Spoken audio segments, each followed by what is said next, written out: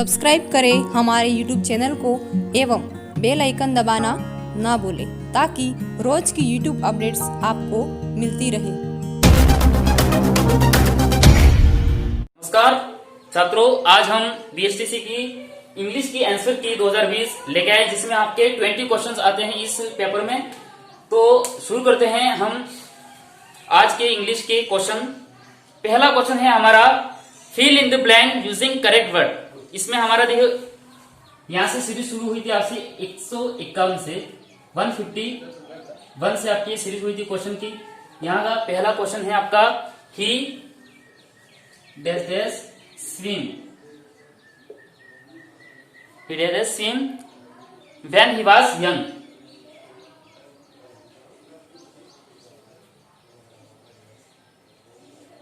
he was young।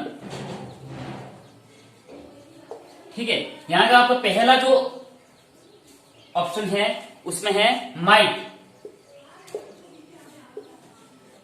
दूसरे option में था आपका वुड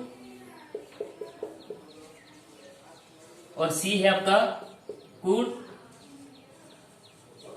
और डी आपका none of this.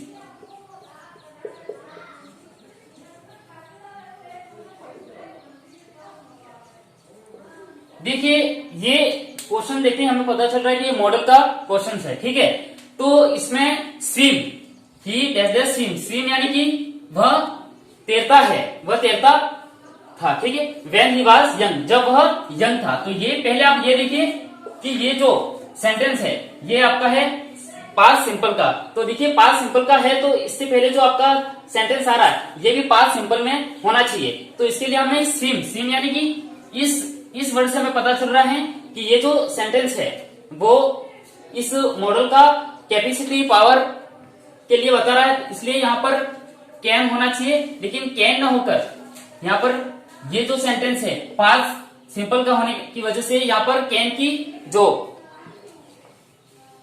Past form आएगी वो होगी कुड। तो आपका यहाँ पर सी, पहले क्वेश्चन में सी बिल्कुल सही होगा। अब लेते हैं नेक्स्ट क्वेश्चन 152।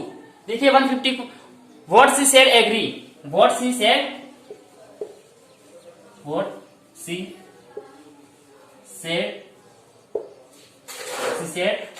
एग्री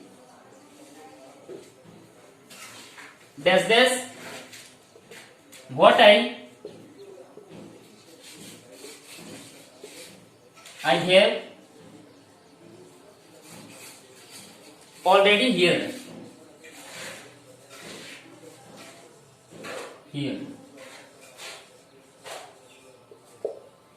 इसका जो पहला ऑप्शन है वो है फ्रॉम,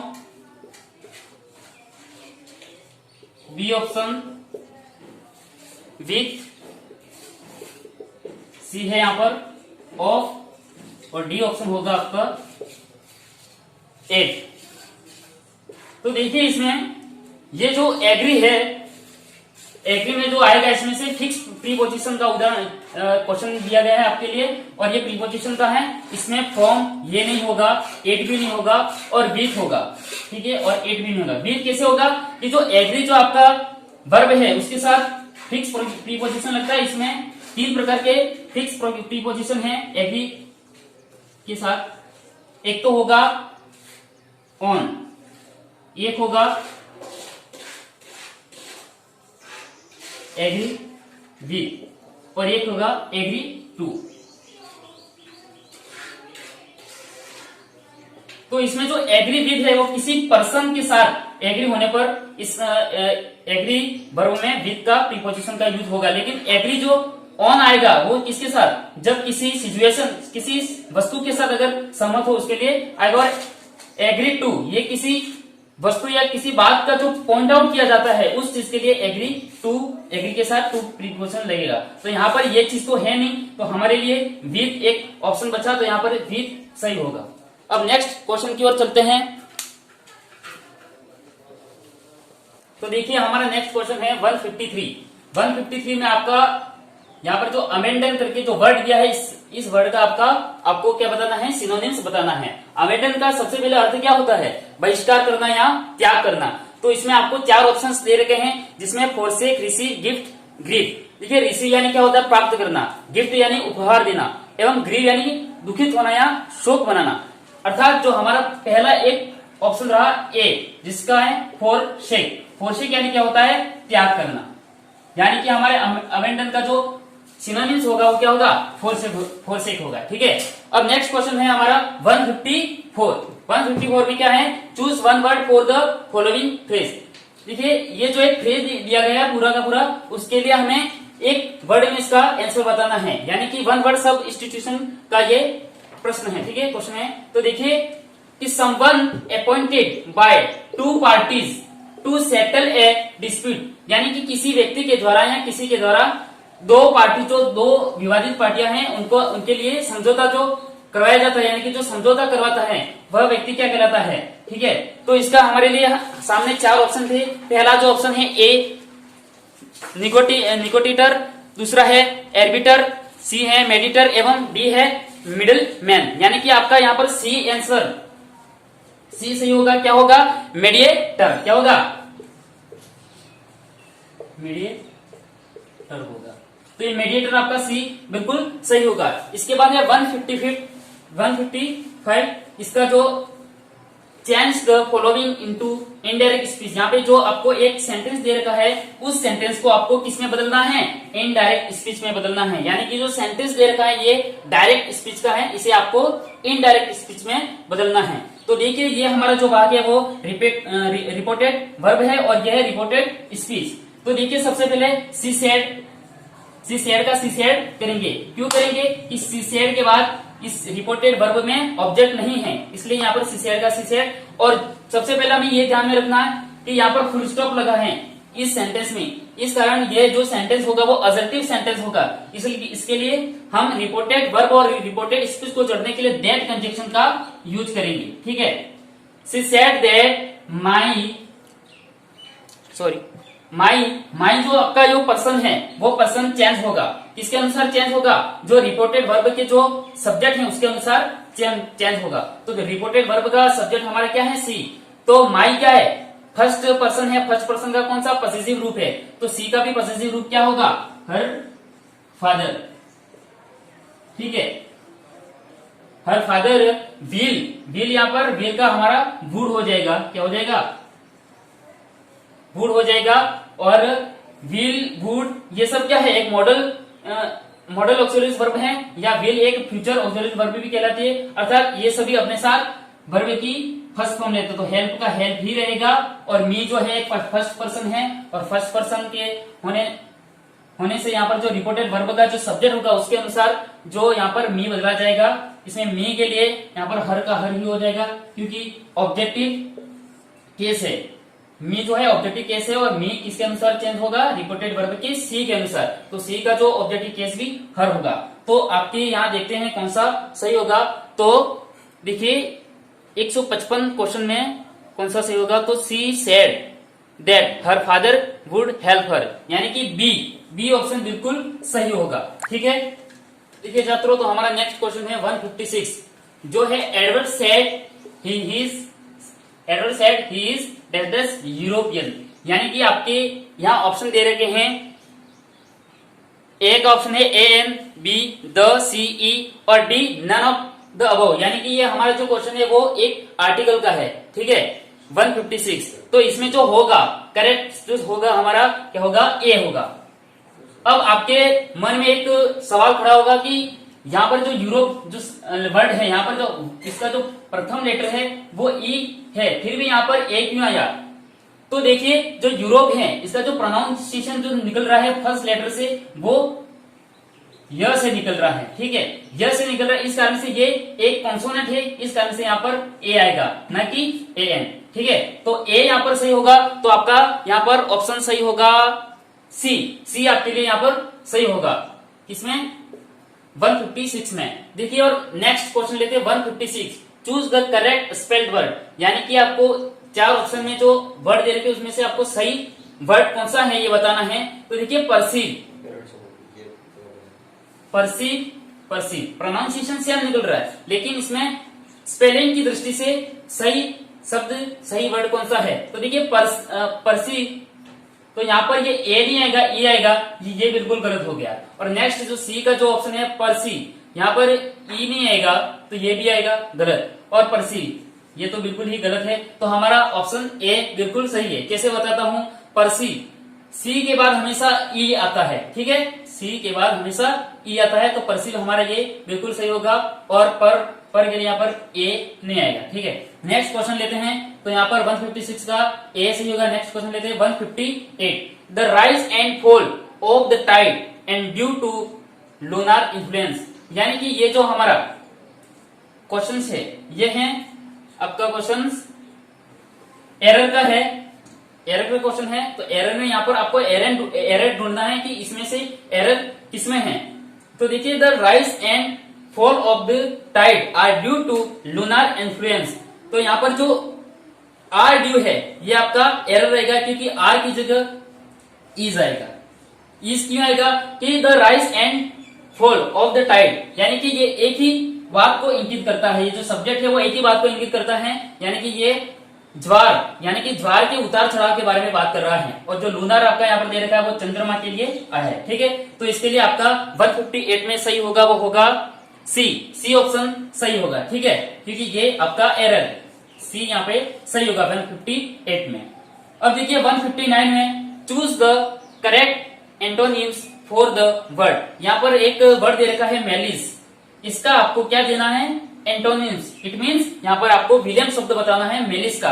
तो आपके सामने चार ऑप्शन हैं, देखिए ए है ऑनर, बी है एक्सटेसी, सी है गुडविल और डी है हैप्पीनेस। तो यहाँ पर आपका सी होगा गुडविल, वो बिल्कुल यहाँ पर सही होगा, क्योंकि मेलिस का अर्थ होता है घृणा करना या द्वेष करना, और गुडविल का अर्थ भी होता है घृणा या द्वेष करना। बाकी जो ऑप्शन है ऑनर यानी होता है सम्मान करना, एक्टेसी और गुडविल, और हैप्पीनेस यानी खुश रहना, ठीक है।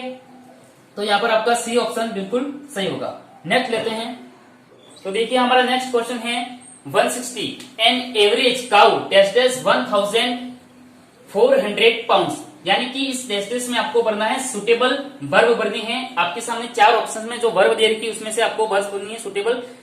पहले में ए वेट्स, बी वे, सी वेड और डी है विल वे, ठीक है। तो यहाँ पर आपको जो करेक्ट ऑप्शन जो होगा यहाँ पर क्या होगा? ए होगा, ए यहाँ पर आपका क्या है? वेट्स। तो वेट्स यहाँ पर सही ऑप्शन होगा। कैसे? कि ये जो सेंटेंस है वो एक यूनिवर्सल ट्रूथ के बारे में बता रहा है, यानी कि एक न्यूमेरिकल वर्ड के बारे में बता रहे हैं यहाँ पर, इसलिए यहाँ पर प्रेजेंट वर्ब आएगी, ठीक है। जैसे कि एन एवरेज काउ 1400 पाउंड, यानी कि औसतन गाय का जो वजन है वो कितना होता है? 1400 पाउंड होता है, ठीक है। तो यहाँ पर ए ऑप्शन आपका वेट्स बिल्कुल सही होगा, ठीक है। तो ऑप्शन आपका ए से। नेक्स्ट क्वेश्चन है 161, what a fool you are, यानी कि इस क्वेश्चन में 161 में आपको क्या बताना है? Identify the kind of sentence, यानी कि इस ये जो एक सेंटेंस दे रखा है what a fool you are, इसमें आपको कौन सा सेंटेंस है ये बताना है। सेंटेंस जैसे कि अजर्टिव है या एक्सक्लेमेटरी है, ऑप्टेटिव है या इंपेरेटिव सेंटेंस है। तो देखिए सबसे पहले what a fool you are, आपको देखकर तो ऐसा लगता होगा कि ये इंट्रोगेटिव सेंटेंस है, लेकिन ये इंट्रोगेटिव सेंटेंस नहीं है, क्योंकि पहले यहाँ पर एक्सक्लेमेटरी क्या है? मार्क लगा हुआ है, ठीक है। और जो वोट है वो एक आश्चर्य यानी कि वंडर्ड यानी शो करने के लिए वोट आया है, ना कि यहाँ पर इंट्रोगेटिव डब्ल्यूएच वर्ड के रूप में नहीं है। तो यहाँ पर ये जो आपका ऑप्शन सही होगा इसमें क्या होगा? सी ऑप्शन बिल्कुल सही होगा, एक्सक्लेमेटरी सेंटेंस, ठीक है। इसमें 161 में सी ऑप्शन सही होगा। अब देखते हैं हमारा 162 क्वेश्चन, जो कि हमारे यहाँ पर डायरेक्ट स्पीच में बदलना है, जो इनडायरेक्ट स्पीच में जो सेंटेंस दे रहेगा उसको डायरेक्ट स्पीच में बदलना है। तो देखिए ही आस्क्ड रहेगा, वो जो यहाँ पर कंजक्शन के रूप में है, एवं ये एक इंट्रोगेटिव वर्ड भी है और ये कंजक्शन के रूप में भी वो ही लगेगा। लिव्ड नेक्स्ट डू, ठीक है। तो यहाँ पर आस्क्ड है, तो यहाँ पर लिव्ड का क्या हो जाएगा? लिव्स हो जाएगा। क्या हो जाएगा?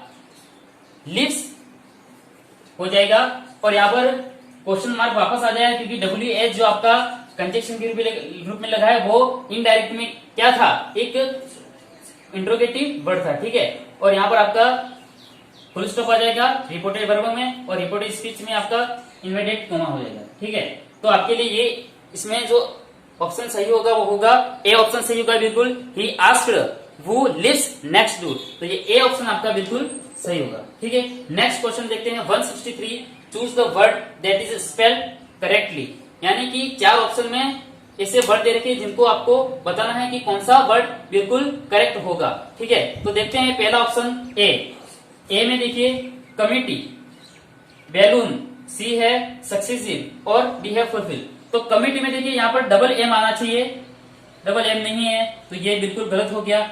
सी देखिए, सी में सक्सेसिव लिखा है लेकिन यहाँ पर डबल एस आना चाहिए, ये भी बिल्कुल गलत हो गया। और फुलफिल में डबल एल यहाँ पर नहीं आता और यहाँ पर भी डबल एल नहीं आता, तो आपका रहा ऑप्शन बी। क्या ऑप्शन बी बिल्कुल सही होगा, बैलून। ठीक है, इसके बाद नेक्स्ट क्वेश्चन है, देखते हैं। तो नेक्स्ट क्वेश्चन है हमारा 164 टू 168 का जो क्वेश्चन है वो सारे क्वेश्चन आपके पेसेज से दिए गए हैं और आपने पेसेज बहुत ही केयरफुली पढ़ा होगा। तो हम डायरेक्टली इसका आंसर आपको मैं बताना जा रहा हूं।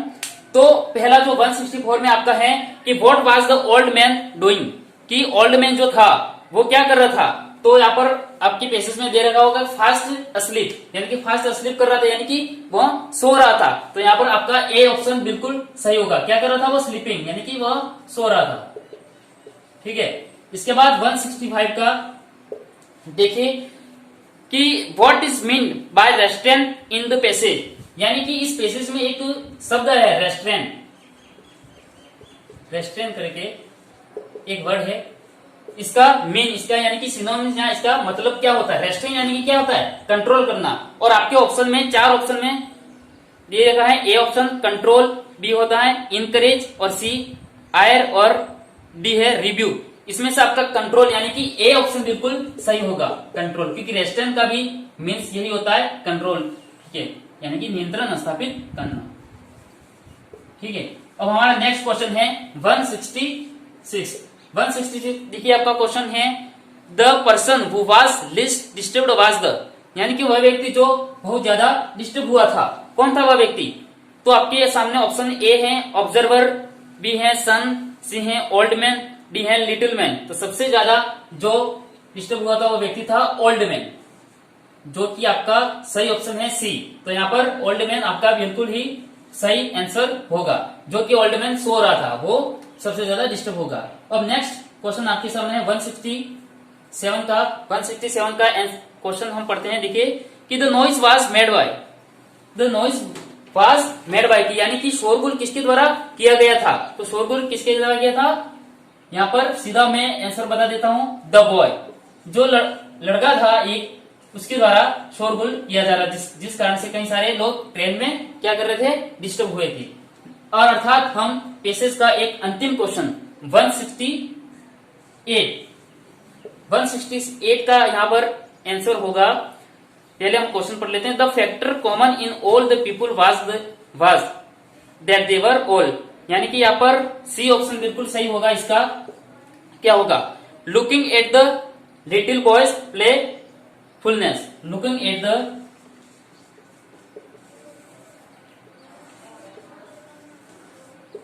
The little boys playfulness, little boys playfulness.